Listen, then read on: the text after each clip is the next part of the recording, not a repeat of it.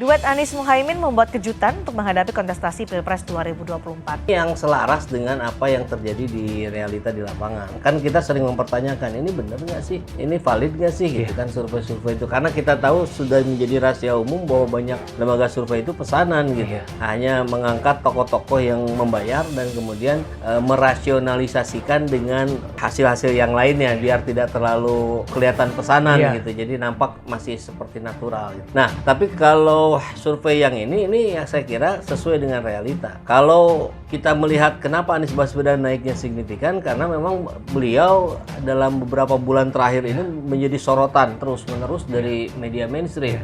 Drone Emprit itu sebuah lembaga yang sering mengcapture data-data di sosial media. Dia tidak bisa kelihatan secara grafik gitu. Mana saja yang menjadi pembicaraan, ya itu juga sama.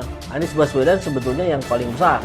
Survei SMRC mengatakan Anies Baswedan capres teratas. Elektabilitas Gubernur DKI Jakarta Anies Baswedan sebagai capres di wilayah Jawa Barat berada di puncak teratas berdasarkan survei Saiful Mujani Research and Consulting (SMRC) yang diumumkan hari ini. Mayoritas responden yang merupakan warga Jawa Barat menjawab Anies Baswedan saat diberikan pertanyaan semi terbuka tentang siapa yang akan dipilih sebagai presiden jika Pilpres diadakan sekarang. Ya, alhamdulillah sangat bagus, kami menang. Kata Caimin di Sidoor Dewa hari Selasa kemarin, ini masih hangat sekali di hasil. Ya, kemudian dia pun membantah bila elektabilitas pasangan Anies Caimin berada di bawah kandidat lain. Menurutnya hasil survei itu bisa diatur tergantung ke sana. Itu tadi yang saya jelaskan ya. Bisa diutak-atik itu, main di margin error, main di itu. Surveinya siapa, versi siapa tergantung. Surveinya banyak sekali tergantung ke sana. Jadi artinya apa? Artinya selama ini melihat dari beberapa survei hari ini berseliweran di mana-mana begitu kan ya. Jangan lalu kemudian jadikan patokan untuk survei itu ya. Karena apa? Kalau berpatokan pada survei sama halnya para masyarakat, para publik itu sama halnya percaya terhadap lembaga survei yang kemudian lembaga survei itu hanya dibayar begitu kan. Hanya membuat opini mereka begitu. Bagaimana opini dari masyarakat itu bisa mempengaruhi itu. Tapi yang ternyata begitu sekarang kan lebih cerdas begitu masyarakat, bahkan lebih cerdas dari SMRC begitu ya. Karena pada hakikatnya masyarakat sudah bergandengan tangan untuk bersama-sama di situ begitu kan. Untuk siapa sih sebenarnya yang layak menjadi capres-cawapres di Pilpres 2024 ya? Kecenderungannya akan nanti memilih di pemilu 2024 mendatang. Kalau kecenderungannya ini memilih Pak Anies, maka kemungkinan besar dia tetap akan memilih Anies Baswedan karena ini adalah satu pilihan yang sudah dipikirkan tentunya siapa yang akan dipilih di Pilpres 2024. Potensi-potensi bagaimana cara menghitung ya survei itu sebenarnya begitu. Bukan cara-cara yang kemudian kamu pilih yang mana Pak Anies, kamu pilih yang mana Ganjar, kamu pilih Prabowo. Lalu kemudian dikalkulasi bahwa yang mendukung Pak Ganjar paling banyak di situ. Bukan seperti itu begitu kan. Di situ kan ada margin of error katanya begitu ya. Ditampilkan mereka begitu kan. Tapi anehnya kenapa golongan-golongan yang kemudian ya yang mempengaruhi ketika Anies Baswedan misalnya satu orang mendukung Anies Baswedan, kenapa kok tidak ditanya bahwa keluarganya akan mempengaruhi untuk mendukung Anies Baswedan juga? Apakah ke yang lain? Kan begitu pertanyaannya begitu.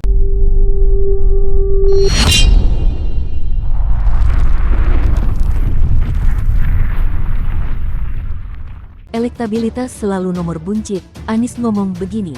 Peringkat elektabilitas bakal calon presiden Anies Baswedan selalu di nomor buncit kala bersaing dengan Prabowo Subianto dan Ganjar Pranowo. Untuk hal ini, Anies buka suara. Ya, kita nanti biar sejarah nanti yang akan menjawabnya, ungkap Anies usai pertemuan dengan tim 8 di Hotel Grand Hyatt, Jakarta, Kamis, tanggal 24 Agustus tahun 2023. Anies berujar hasil yang dirilis lembaga survei internal koalisi jauh berbeda dibandingkan survei lainnya. Namun, Anies tak merinci angkanya. Ini terjadi diskusi yang cukup menarik. Sejujurnya, dengan segala hormat kita kepada lembaga-lembaga survei banyak juga yang tidak tepatnya. Ya begitu, timpal-palo. Ia pun mempertanyakan kebenaran yang digambarkan oleh hasil survei selama ini. Ia mengaku hasil survei yang dirilis selama ini berbeda dengan survei internal. Apakah benar apa yang digambarkan oleh, katakanlah, lembaga-lembaga survei yang menempatkan komposisi ranking Anies Baswedan tetap di urutan ketiga dari apa yang kita pahami, ucap dia. Elektabilitas selalu nomor buncit, Anies ngomong begini. Peringkat elektabilitas bakal calon Presiden Anies Baswedan selalu di nomor buncit, kala bersaing dengan Prabowo Subianto dan Ganjar Pranowo. Untuk hal ini, Anies buka suara. Ya, kita nanti biar sejarah nanti yang akan menjawabnya, ungkap Anies usai pertemuan dengan tim 8 di Hotel Grand Hyatt, Jakarta, Kamis, tanggal 24 Agustus tahun 2023. Anies berujar hasil yang dirilis lembaga survei internal koalisi jauh berbeda dibandingkan survei lainnya. Namun, Anies tak merinci angkanya. Ini terjadi diskusi yang cukup menarik. Sejujurnya, dengan segala hormat kita kepada lembaga-lembaga survei banyak juga yang tidak tepatnya. Ya begitu, timpal palok. Ia pun mempertanyakan kebenaran yang digambarkan oleh hasil survei selama ini. Ia mengaku hasil survei yang dirilis selama ini berbeda dengan survei internal. Apakah benar apa yang digambarkan oleh, katakanlah, lembaga-lembaga survei yang menempatkan komposisi ranking Anies Baswedan tetap di urutan ketiga dari apa yang kita pahami, ucap dia. Elektabilitas selalu nomor buncit, Anies ngomong begini. Peringkat elektabilitas bakal calon Presiden Anies Baswedan selalu di nomor buncit, kala bersaing dengan Prabowo Subianto dan Ganjar Pranowo. Untuk hal ini, Anies buka suara. Ya, kita nanti biar sejarah nanti yang akan menjawabnya, ungkap Anies usai pertemuan dengan tim 8 di Hotel Grand Hyatt, Jakarta, Kamis, tanggal 24 Agustus tahun 2023.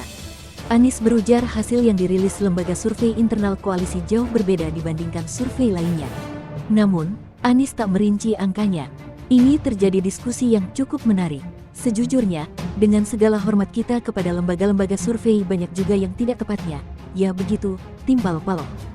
Ia pun mempertanyakan kebenaran yang digambarkan oleh hasil survei selama ini. Ia mengaku hasil survei yang dirilis selama ini berbeda dengan survei internal. Apakah benar apa yang digambarkan oleh, katakanlah, lembaga-lembaga survei yang menempatkan komposisi ranking Anies Baswedan tetap di urutan ketiga dari apa yang kita pahami, ucap dia. Elektabilitas selalu nomor buncit, Anies ngomong begini. Peringkat elektabilitas bakal calon Presiden Anies Baswedan selalu di nomor buncit, kala bersaing dengan Prabowo Subianto dan Ganjar Pranowo. Untuk hal ini, Anies buka suara. Ya, kita nanti biar sejarah nanti yang akan menjawabnya, ungkap Anies usai pertemuan dengan tim 8 di Hotel Grand Hyatt, Jakarta, Kamis, tanggal 24 Agustus tahun 2023. Anies berujar hasil yang dirilis lembaga survei internal koalisi jauh berbeda dibandingkan survei lainnya. Namun, Anies tak merinci angkanya. Ini terjadi diskusi yang cukup menarik. Sejujurnya, dengan segala hormat kita kepada lembaga-lembaga survei banyak juga yang tidak tepatnya. Ya begitu, timpal palok. Ia pun mempertanyakan kebenaran yang digambarkan oleh hasil survei selama ini. Ia mengaku hasil survei yang dirilis selama ini berbeda dengan survei internal. Apakah benar apa yang digambarkan oleh, katakanlah, lembaga-lembaga survei yang menempatkan komposisi ranking Anies Baswedan tetap di urutan ketiga dari apa yang kita pahami, ucap dia.